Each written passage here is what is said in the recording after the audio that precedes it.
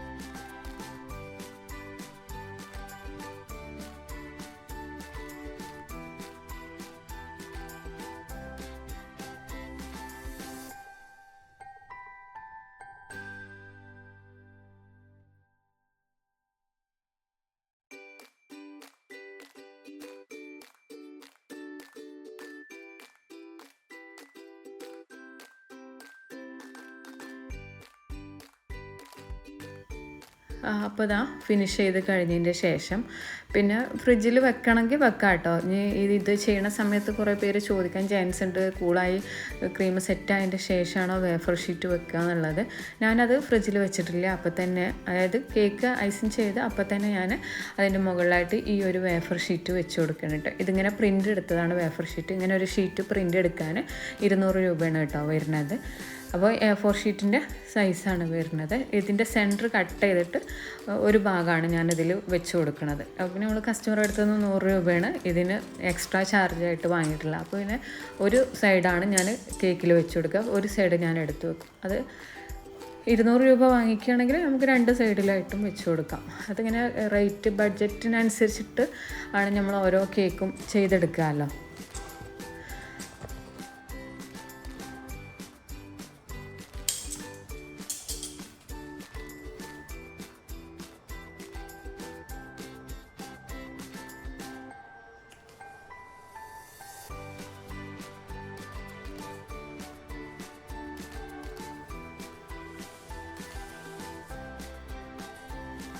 പിന്നെ ഡയറക്റ്റ് കേക്കിൽ വെച്ച് കൊടുക്കുക. എന്താണ് വേറെ നമ്മൾ അപ്ലൈ ചെയ്യേണ്ട ആവശ്യമൊന്നുമില്ല കേട്ടോ, വേറെ ഒന്നും അപ്ലൈ ചെയ്ത് കൊടുക്കണ്ട. ഇനി ബാക്കി വന്നിട്ടുള്ള പീസ് ഇതുപോലെ കവറിലാക്കിയിട്ട് മാറ്റി വെക്കണം കേട്ടോ. അത് നമ്മൾ കഴിയുന്നതും ടാപ്പ് ഒട്ടിച്ചിട്ട് എടുത്ത് വെക്കുക ഒരു കവറിലാക്കിയിട്ട്.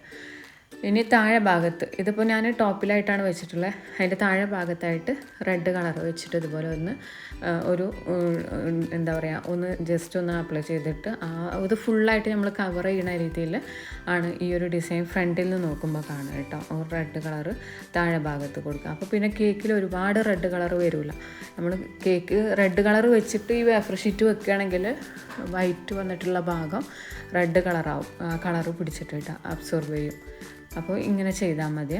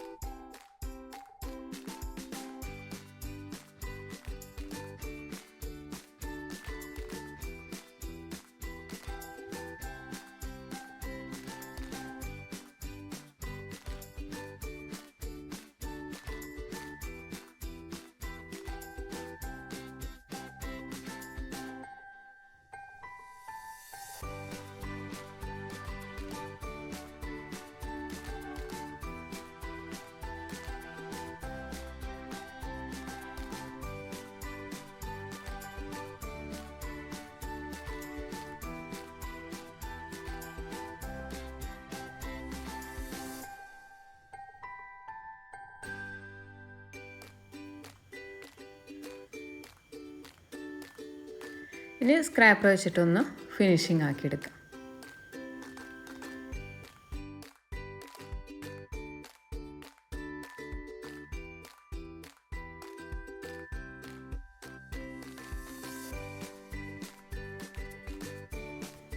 അപ്പോൾ ഫിനിഷ് ചെയ്തെടുത്തു. ബേസെല്ലാം ഒന്ന് ക്ലീൻ ആക്കി. ഇനി ഇതിൻ്റെ മുകളിലേക്കായിട്ട് കുറച്ച് പ്രിൻറ്റുകളാണ് വെച്ച് കൊടുക്കാനുള്ളത്. അതും ഞാൻ A3 ഷീറ്റിൻ്റെ സൈസിൽ എടുത്തിട്ടുണ്ട് കേട്ടോ. അപ്പോൾ കേക്കിനെ ഞാൻ ഫ്രിഡ്ജിൽ വെച്ചു.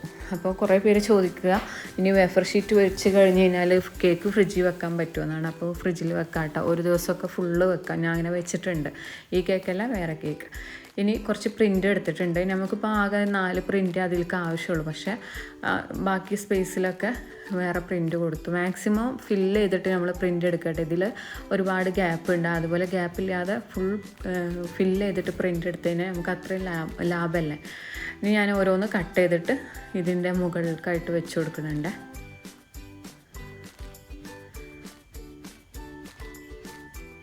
പിന്നെ ഈ കാർന്ന് എഴുതിയിട്ടുള്ള അതൊക്കെ നമുക്ക് ഈ റെഡ് കളർ വരുമ്പോൾ ചിലപ്പോൾ അത് കുറേ ടൈം ഇരിക്കുമ്പോൾ ആ കളർ അബ്സോർബ് ചെയ്തിട്ട് കളർ ചേഞ്ച് ആവാൻ ചാൻസ് ഉണ്ട്.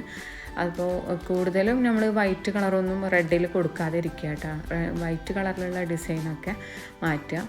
ഇനി ഇങ്ങനെ ഓരോ സ്റ്റിക്കറുകളായിട്ട് ടൂത്ത് പിക്കിലൊക്കെ ആയിട്ടാണ് ഒട്ടിച്ചിട്ടുള്ളത്. അത് ഓരോന്നായിട്ട് വെച്ച് കൊടുക്കുകയാണ്.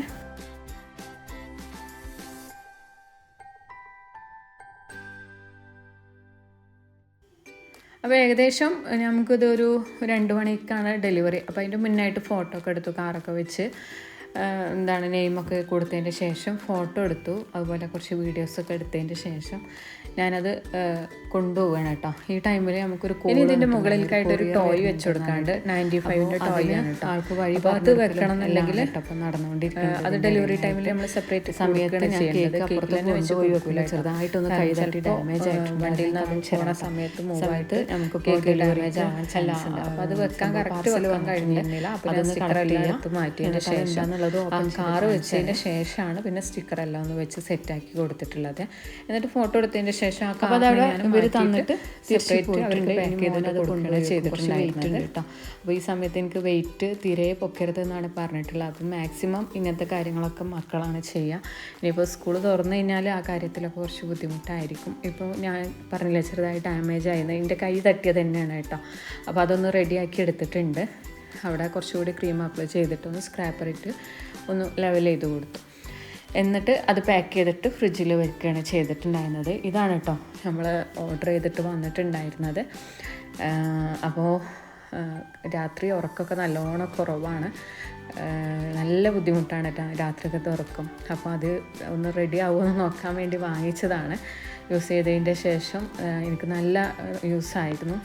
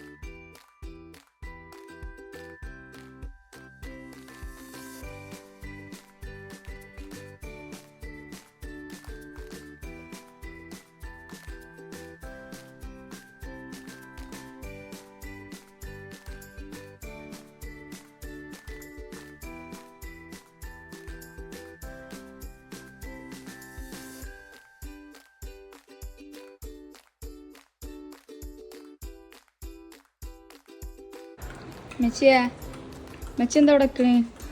അത് എനിക്കൊരു സർപ്രൈസ് വരുന്നുണ്ട്. ഞാൻ കുറേ പേർക്ക് അങ്ങോട്ട് സർപ്രൈസ് കൊടുത്തണല്ലോ. ഫസ്റ്റ് ടൈമാണ് കേട്ടോ എനിക്ക് ഇങ്ങോട്ട് സർപ്രൈസ് ഇതാ വണ്ടി വരുന്നുണ്ട്. നോക്കാം.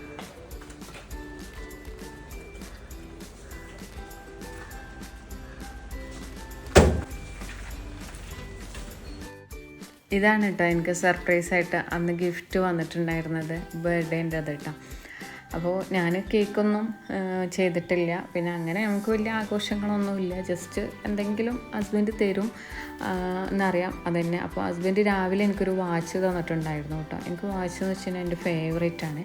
അപ്പോൾ വാച്ച് തന്നിട്ടുണ്ടായിരുന്നു. എന്നിട്ട് ആൾ ഡ്യൂട്ടിക്ക് പോയി. പിന്നെ മക്കൾ തന്നതാണ്, മദ്രസ വിട്ട് വരുന്നിട്ട് തന്നിരുന്നു ഫ്ലവറും അതുപോലെ 2 ചോക്ലേറ്റും ഇട്ട്. അതെനിക്ക് നല്ല സർപ്രൈസ് ആയിരുന്നു അവർ തന്നത്. പിന്നെ അതാ ഒരു കേക്ക് ഉണ്ടായിരുന്നു. പിന്നെ അതുപോലെ ഡ്രസ്സും എല്ലാം അത് ഹസ്ബൻഡ് ഓർഡർ ചെയ്തതായിരുന്നു കേട്ടോ. അത് പിന്നെ എനിക്ക് സർപ്രൈസായിട്ട് വരികയാണ് ചെയ്തിട്ട്. അപ്പോൾ ആ ഡ്രസ്സും കേക്കെല്ലാം പിടിച്ച് ജസ്റ്റ് ഫോട്ടോ ഒക്കെ എടുത്തു. ഈ ടൈമിലൊക്കെ നല്ല ബാക്ക് പെയിൻ ഉണ്ട് കേട്ടോ. എനിക്ക് ബാക്ക് പെയിനാണ് മെയിനായിട്ട് ഈ ഒരു പ്രഗ്നൻസി ടൈമിലുള്ളത്. ഇതെന്താ സംഭവം? എന്താ സംഭവം? ഇതെന്താ സംഭവം പറയ്. ഇത് ഏകദേശം ആ ഒരു വൈകിട്ട് നല്ല ഇരുട്ടായി തുടങ്ങിയപ്പോൾ എൻ്റെ വീട്ടിൽ ഫ്രണ്ടാണ് എൻ്റെ കൂടെ, എല്ലാത്തിനും കൂടെ ഉണ്ടാവുന്ന ആളാണ്. നമുക്കിപ്പോൾ ഫാമിലിയിലാണെങ്കിലും വീട്ടിലെന്തെങ്കിലും പരിപാടി ഉണ്ടെങ്കിലും ആവശ്യമുണ്ടെങ്കിലും കേക്കിൻ്റെ ആവശ്യമാണെങ്കിലൊക്കെ എവിടെ പോവുകയാണെങ്കിലും ആംബുലറ്റാണ് പോവുക കേട്ടോ. അപ്പോൾ എനിക്ക് ഇഷ്ടമുള്ള കുറച്ച് ഐറ്റംസ് കൊണ്ടുവന്ന് തന്നു. അത് എപ്പോഴും കിട്ടാത്ത ഐറ്റംസ് കേട്ടോ.